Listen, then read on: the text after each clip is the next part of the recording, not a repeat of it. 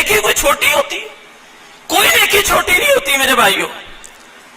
امام ابو داؤد رحمہ اللہ علیہ لکھتے ہیں کہ میں ایک مرتبہ مطالعہ کر رہا تھا دریا کے کنارے بیٹھ کر، تو میرے پاس سے کشتی نکلی، گزری، اس میں کسی بندے کو چھینک آئی، اس نے کہا الحمدللہ۔ اب حدیث کے اندر آتا ہے رسول اللہ صلی اللہ علیہ وسلم فرمایا جب کوئی مسلمان بھائی چھینک مارے وہ الحمدللہ کہے، اور سننے والے کے اوپر لازم ہے وہ آگے سے یرحمک اللہ کہے۔ امام ابو داؤد کہتے ہیں میں اپنے دھیان میں پڑھ رہا تھا، لیکن بسا اوقات چھٹی اس بتا دیتی کہ کسی نے چھینک ماری ہے واضح، لیکن کہتے ہیں میں اپنے دھیان میں تھا، میں نے غور ہی نہیں کیا۔ لیکن تھوڑی دیر بعد مجھے احساس ہوا کہ کشتی گزری تھی، کسی کے چھینک کی آواز آئی تھی اور اس نے الحمدللہ کہا تھا، تو مجھے یرحمک اللہ کہنا چاہیے تھا، لیکن میں اپنے دھیان میں پڑھ رہا تھا۔ اور یہ بات بھی ذہن میں رکھیے گا، جب محدثین مطالعہ کیا کرتے تھے بڑے ہی انہماک کے ساتھ، بڑے ہی دل جمی کے ساتھ، بڑے ہی شوق کے ساتھ مطالعہ کیا کرتے تھے۔ ہماری طرح نہیں تھے قرآن ادھر کھولا آتا تھا، لفظ پڑھ رہے دھیان کہیں اور گما ہوا ہے، نہیں۔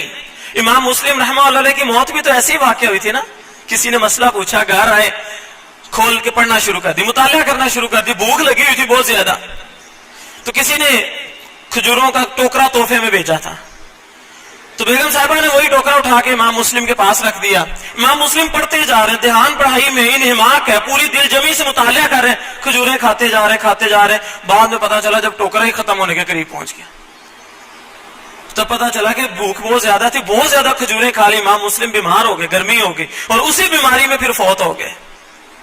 تو امام ابو داؤد کہتے ہیں کہ میں بڑے دھیان سے مطالعہ کر رہا تھا، نہیں پتا چلا، لیکن پھر دل میں خیال آیا کہ جب حدیث پڑھنے کا کیا فائدہ جب عمل نہیں کرنا، کہا مجھے جواب دینا چاہیے تھا۔ دل میں خیال آیا، پاس ایک کشتی والا ملاح کھڑا ہوا تھا، کہا اگر تو مجھے اس کشتی تک پہنچا سکتا ہے، اس نے کہا ہاں میں تجھے پہنچا سکتا ہوں، لیکن شرط یہ 3 درہم سکے لوں گا میں تجھ سے۔